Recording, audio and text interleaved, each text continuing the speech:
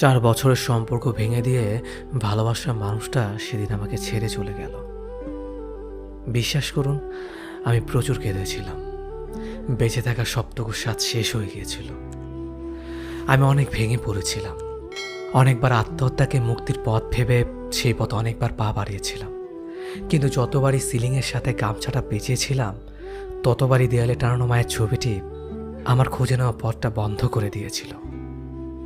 আমার সেদিন মনে হয়েছিল 4 বছরের সম্পর্ক, 4 বছর ধরে বিন্দু বিন্দু করে গড়ে তোলা স্বপ্নের পাহাড় এক নিমিষেই ভেঙে দিয়ে যে মানুষটাকে এত বেশি ভালোবাসতাম, সেই মানুষটাকে কি করে ভুলে থাকবো ভবিষ্যতের দিনগুলোতে।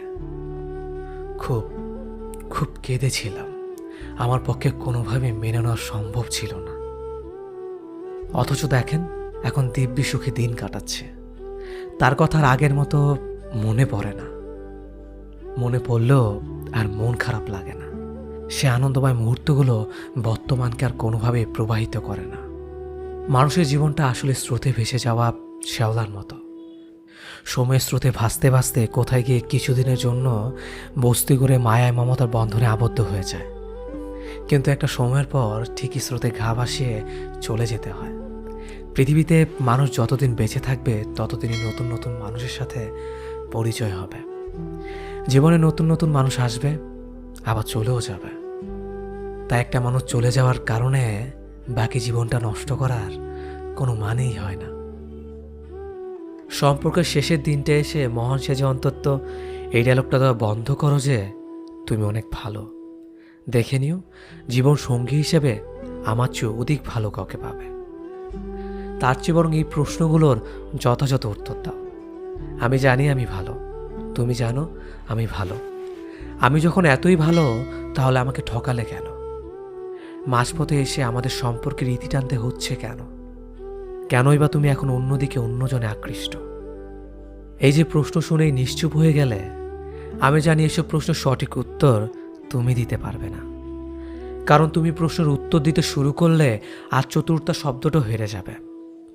তোমার মেধাবী মস্তিষ্কের খিলুয়াজ আর কোনো কাজে আসবে না। জানো, তোমার মতো অসৎ মানুষের প্রশ্ন শোনার কান আছে ঠিকই, কিন্তু উত্তর দেওয়ার মতো যোগ্য হৃদয়টুকু নেই। শেষবারের মতো আমার চোখের দিকে চোখ মিলিয়ে তাকিয়ে দেখো, তুমি কতটা অযোগ্য আমার। যাকে বলেছিলে ভালোবাসি, তাকে ধরে রাখার ক্ষমতা তোমার নেই। আমি তো তোমার দেওয়া ভালো মানুষ শব্দের উপাধি নিয়ে Basava.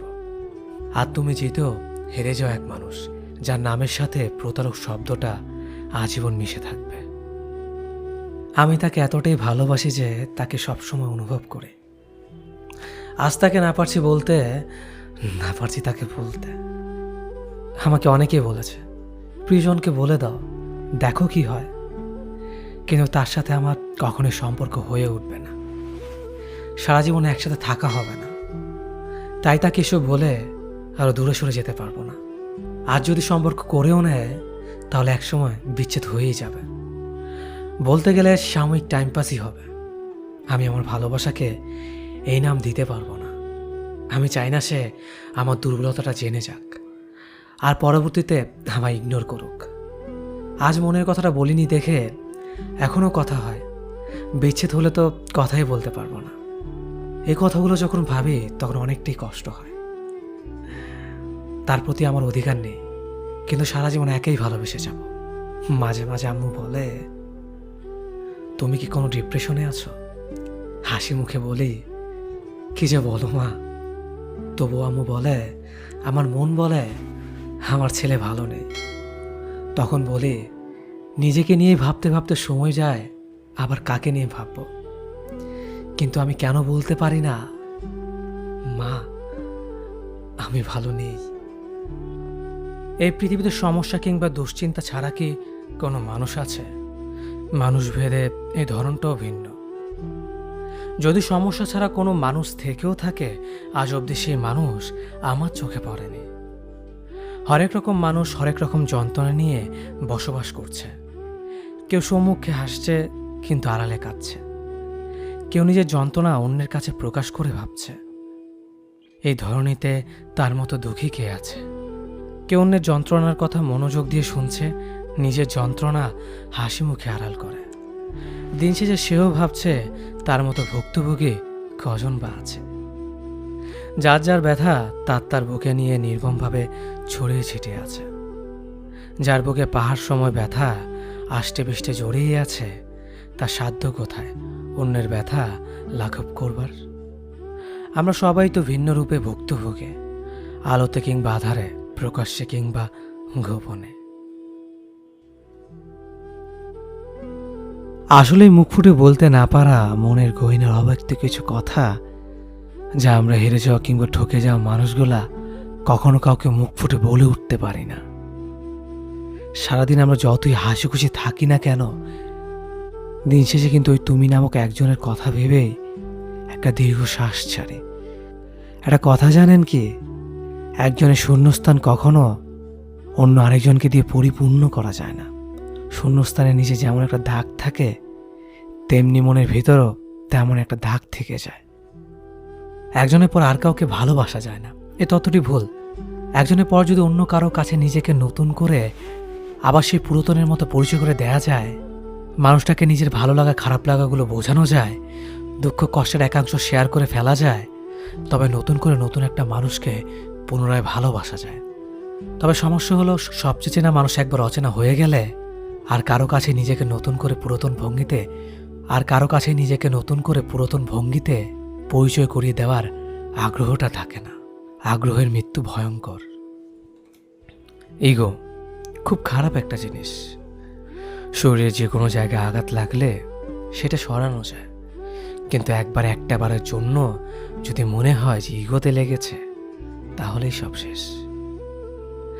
Great wall of China, এর চেয়ে উঁচু আর শক্ত দেয়াল হলো ইগো নামের দেয়াল। একটাবার ওই দেয়াল তৈরি হয়ে গেলে সেটা টপকানো আর সহজসাধ্য হয়ে ওঠে না। এই মুহূর্তে মেয়েটি ইগো নামের দেয়ালটা টপকানোর চেষ্টা করছে, কিন্তু বারবারই ব্যর্থ হচ্ছে। অনেক দূর ওঠার পর এখন তার মনে হচ্ছে, এখন যদি দেয়ালের ওপাশের মানুষটা হাত বাড়িয়ে দিত, তাহলে তো দেয়াল টপকানো যেত। দেয়ালের ওপাশের মানুষটাও ইগো নিয়ে ঠায় দাঁড়িয়ে আছে। সে হাত বাড়াবে না, হাতটা শক্ত করে মুঠ করে সে দাঁড়িয়ে আছে। তার চোখ হয়তো টলমল করছে, তবু সে চোখের পানি মুছবে না। হাতের মুঠ খুলেই যাবে না। এক মুঠো ইগো তাকে ধরে রাখতেই হবে। Great wall of ego. সবাইকে বলছি, ভালোবাসার মধ্যে ইগোকে স্থান দেবেন না। কেউ যদি তোমার সাথে কথা না বলে থাকতে পারে, তবে তার সাথে কথা বলার জন্য পাগলামিগুলো ছেড়ে দাও। তোমার আকুলতার কারণ সে বুঝবে না। কেউ যদি তোমাকে কষ্ট দিয়ে স্থির থাকতে পারে, তবে তাকে নিয়ে অস্থির হওয়াটাকে ভুলে শক্ত হও, কারণ তোমার কষ্ট তাকে কখনো বিচলিত করবে না। কেউ যদি তোমার মূল্য না বুঝে, তবে তার কাছ থেকে বারবার নিজের গুরুত্ব চাওয়া থেকে বিরত থাকো, কারণ সে কখনোই তোমার কদর করবে না।